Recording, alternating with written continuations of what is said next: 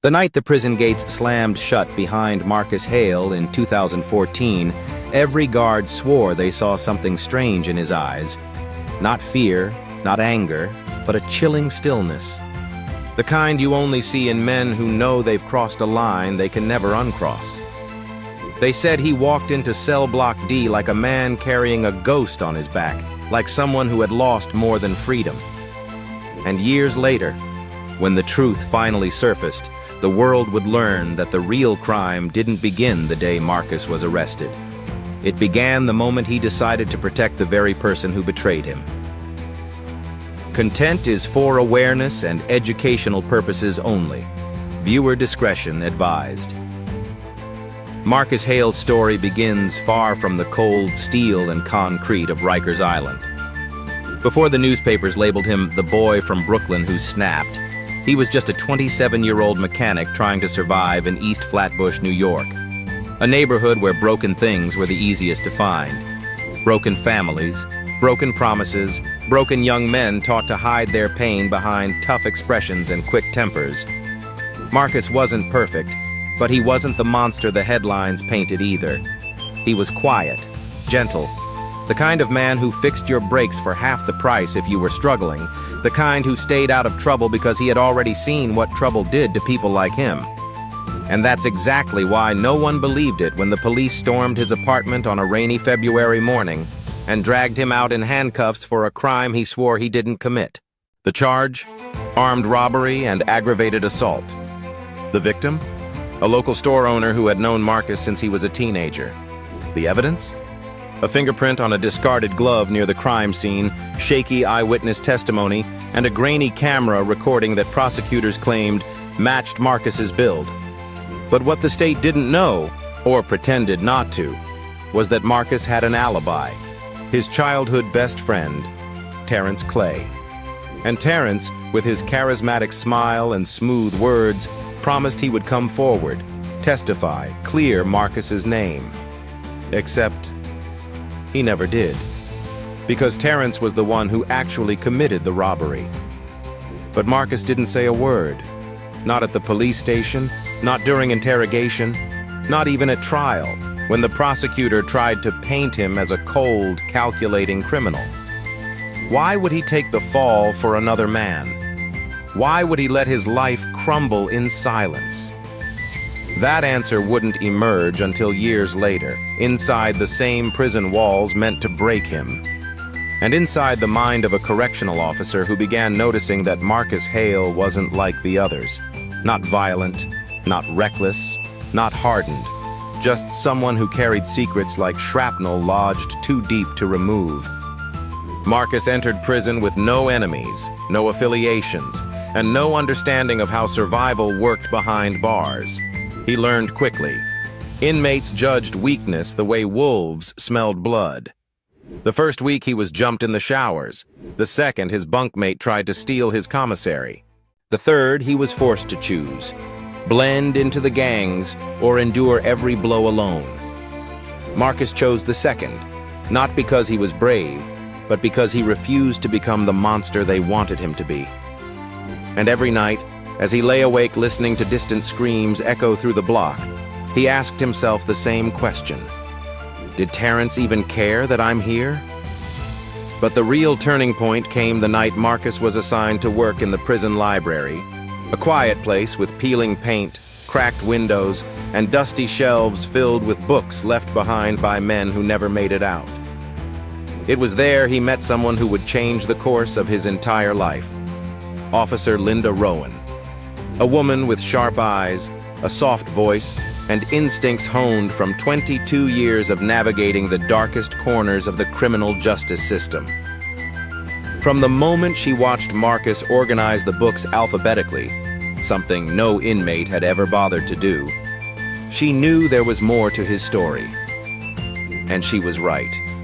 Because beneath the layers of silence and self-preservation, Marcus Hale was hiding a truth so explosive it could unravel not just one life, but two. A truth that would soon drag Officer Rowan into a labyrinth of betrayal, hidden loyalties, and a criminal underworld she once believed she understood.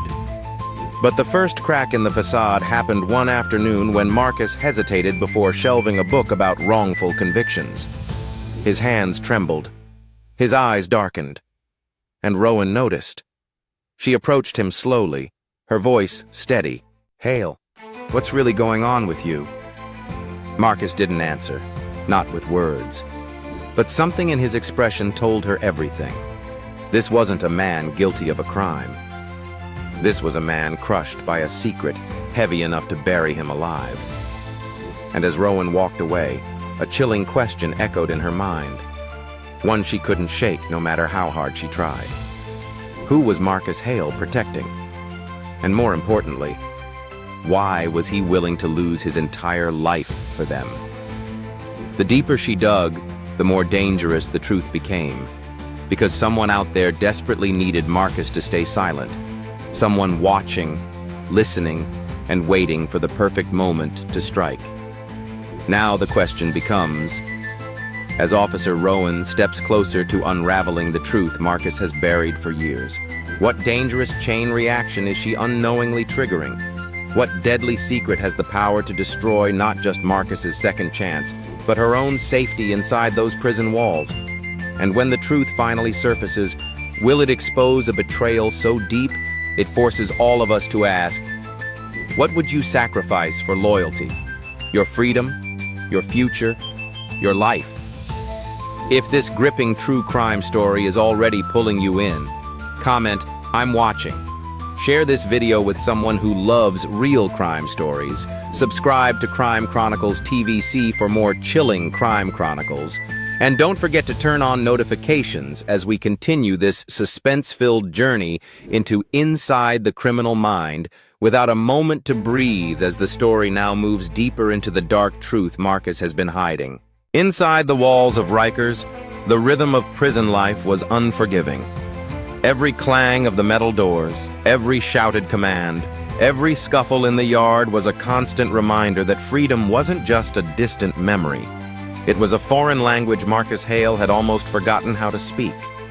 Weeks turned into months, and yet Marcus moved through each day like a ghost, observing, calculating, and quietly enduring the relentless chaos. But his silence, as stoic as it seemed, was beginning to attract attention. Not from the other inmates, but from those who knew how to recognize a man with secrets too heavy to carry alone. It was in the library, between the shelves of old textbooks and forgotten novels, that Marcus's first real interaction with the prison's internal world of influence occurred. Officer Linda Rowan had noticed his methodical organization, the precision in his movements, the care with which he handled the books, traits that set him apart in a place where shortcuts and deception ruled. "You're not like the others," she said quietly one afternoon, a statement that made Marcus pause, though he didn't respond. He had learned that words were dangerous, and revealing too much could shift the balance against him. Yet, something in her calm gaze sparked a faint glimmer of trust, the kind he hadn't felt in years. Meanwhile, beyond the walls of Rikers, the world Marcus left behind was quietly unraveling. Terrence Clay, his so-called friend, continued to live freely, flaunting wealth and status that had been earned from the very crime Marcus took the fall for. Marcus's family struggled to maintain a semblance of normalcy under the weight of public judgment, enduring the whispers and stares from neighbors who couldn't understand why a man they had known as kind and hardworking was now labeled a violent criminal. Each day Marcus spent in that cell was a silent protest, a holding on to a life that could have been his. And yet he began to realize that the only way to survive, and maybe even find redemption, was to transform his pain into purpose. Transformation came in unexpected ways. Prison life forced Marcus to confront not only external threats, but his own internal demons. The corridors were lined with men who had surrendered to rage and bitterness, and it became clear that anger would destroy him faster than any fight. He started helping younger inmates with reading and writing, discreetly sharing wisdom without drawing attention. Slowly, he gained a reputation, not as a fighter, but as someone who thought before acting, someone who could be trusted when tensions ran high. And this reputation would prove critical when a rival gang tried to provoke a riot over a small misunderstanding in the yard. Marcus's calm intervention prevented chaos, earning him both respect and wary acknowledgement from the most dangerous inmates, who whispered his name with caution rather than contempt. But even as Marcus carved out a fragile space for himself, the ghosts of betrayal followed. Letters from his family arrived sporadically, filled with encouragement and heartbreak, reminding him that life outside had not paused for him. And then there were visits, silent, tense, and loaded with unspoken questions. Officer Rowan became an unexpected ally, her curiosity about Marcus's past nudging her closer to truths that could endanger them both. It was during one of these library conversations that Marcus finally revealed fragments of the story. The robbery he didn't commit, Terrence's betrayal, and the unbearable choice to protect a friend at the cost of his own freedom. The revelation stunned Rowan, the pieces falling into a picture more twisted and tragic than she could have imagined. But the most dangerous part of Marcus's secret was still waiting to surface.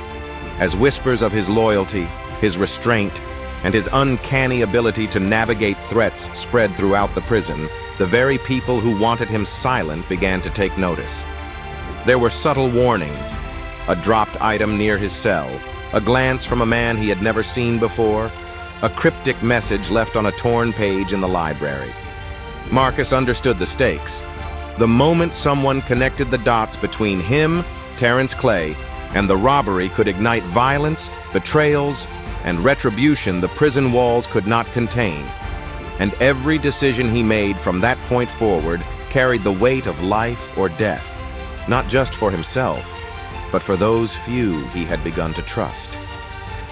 And so, as Marcus lay on his bunk one sleepless night, listening to the distant hum of fluorescent lights and the faint echo of keys jangling through the hallways, he asked himself the question he had avoided for years.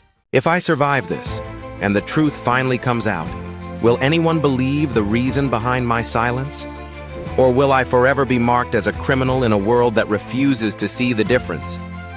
If this story is gripping you, if you are already drawn into the harrowing world of Marcus Hale, comment "Justice for Marcus," share this video with anyone fascinated by real crime stories, subscribe to Crime Chronicles TVc for more inside the criminal mind, and turn on your notifications as the next part dives deeper into betrayal, redemption, and the dangerous forces lurking within the prison. The tension in Rikers was a living, breathing entity, wrapping itself around every corridor, every yard, every whispered conversation. Marcus Hale had learned to navigate this ecosystem, where loyalty and survival were measured in subtle glances, unspoken agreements, and the silent calculation of risks. But the equilibrium he had carefully built was about to be tested in a way he could never have anticipated. It began with a new arrival, Jalen "Ice" Crawford, a towering figure with a reputation for unrelenting aggression, transferred from a high-security facility after a violent altercation. From the moment Jalen stepped into the yard, he exuded a presence that demanded attention, his eyes scanning every face as though he were cataloging weaknesses. Other inmates quickly recognized the threat. Whispers of past conflicts, betrayals, and untold violence clung to him like a shadow. Marcus, however, saw beyond the muscle and intimidation. He observed the subtle tremor in Jalen's hands when confronted with authority, the hesitation when he noticed Marcus calmly reading in the library. There was a story here, a pattern, and Marcus's instinct for reading people had become sharper, more refined under the harsh tutelage of prison life.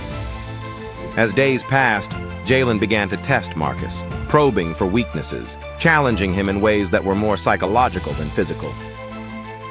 During meals, subtle jabs and pointed remarks attempted to unsettle Marcus, each carefully calculated to provoke a reaction. But Marcus remained composed, responding with measured words and a calm confidence that unnerved even the most hardened inmates.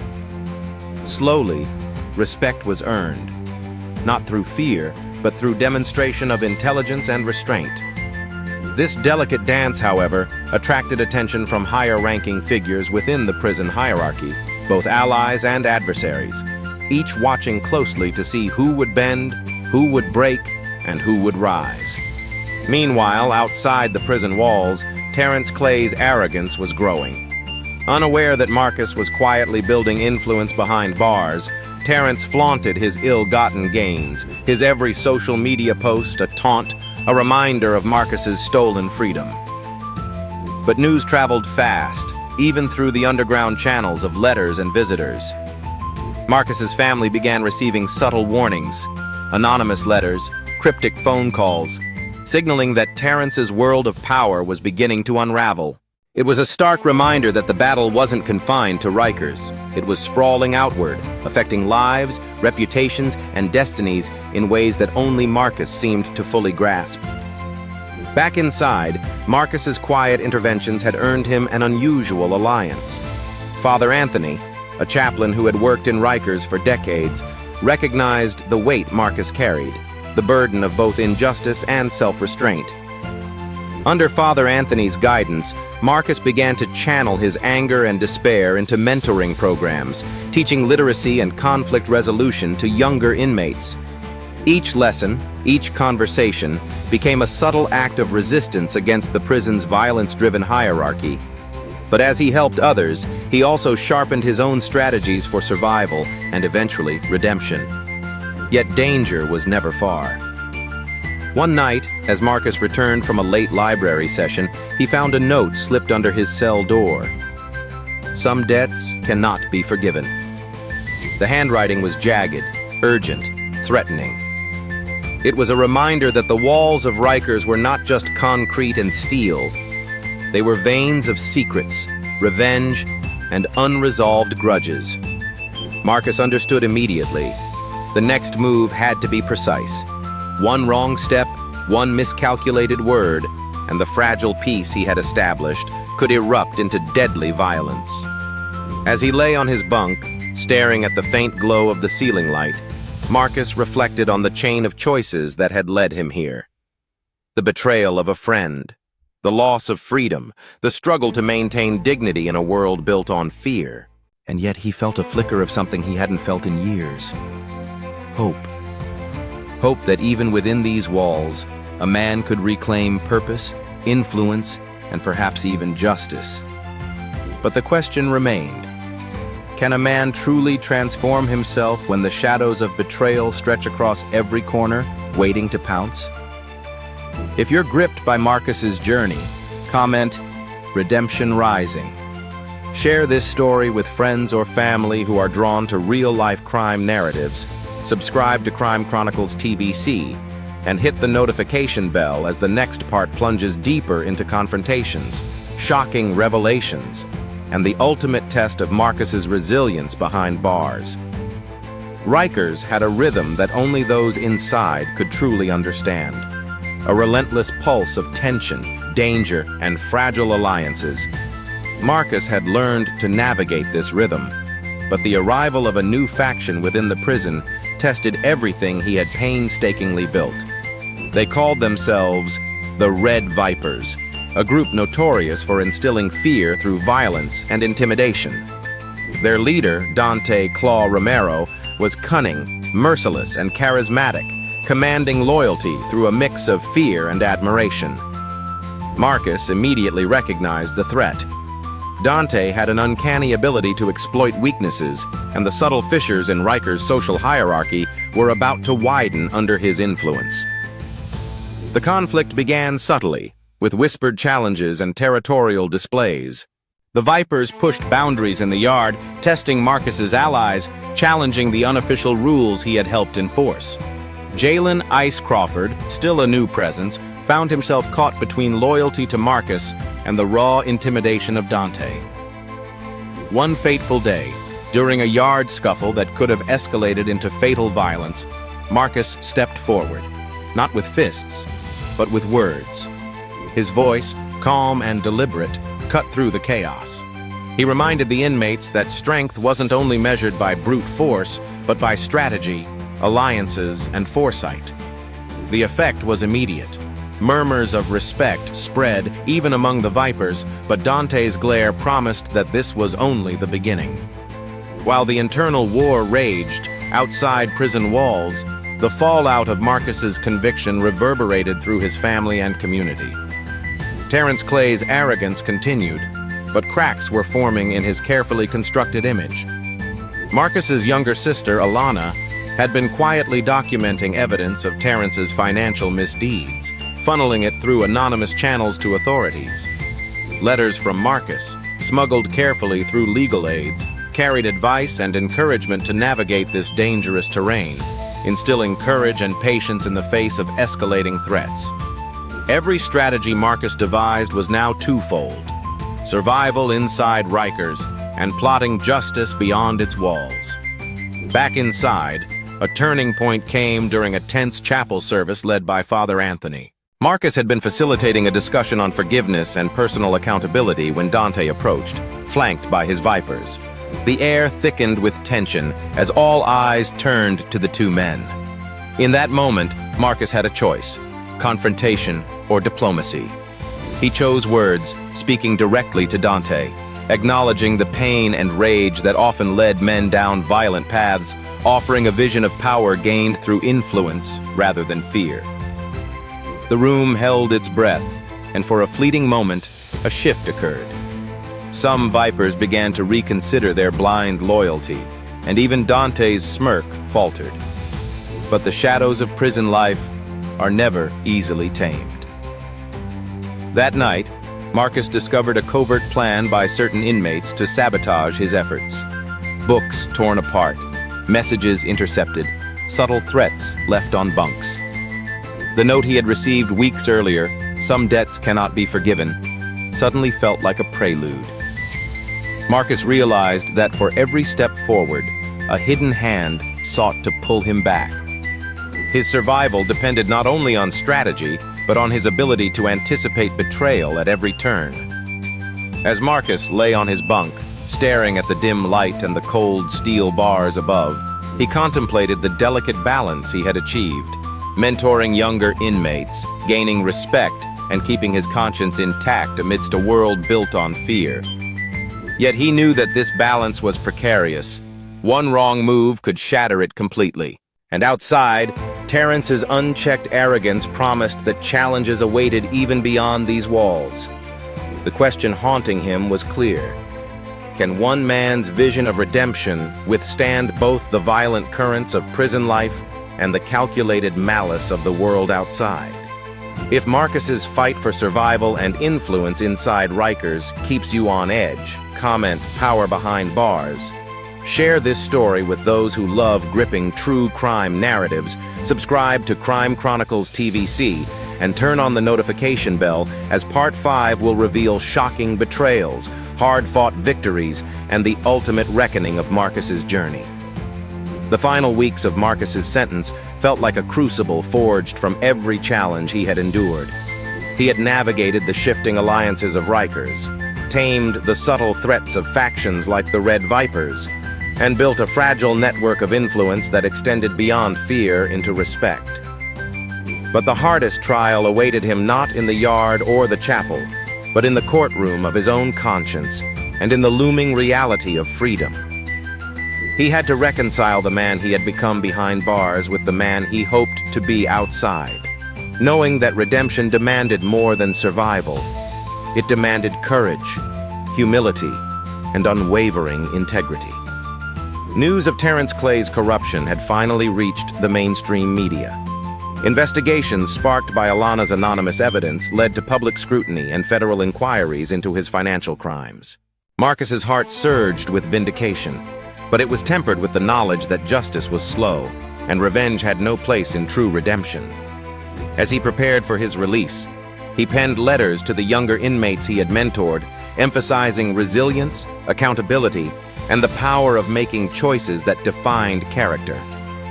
"Your past does not dictate your future," he wrote, "but your present actions carve the path for the life you deserve." The day of Marcus's release was both ordinary and extraordinary. The gates of Rikers swung open, the familiar clang echoing a lifetime of lessons, regrets, and transformations. He stepped into the crisp air of New York City with a quiet confidence, aware that the streets beyond these walls were different, yet just as treacherous.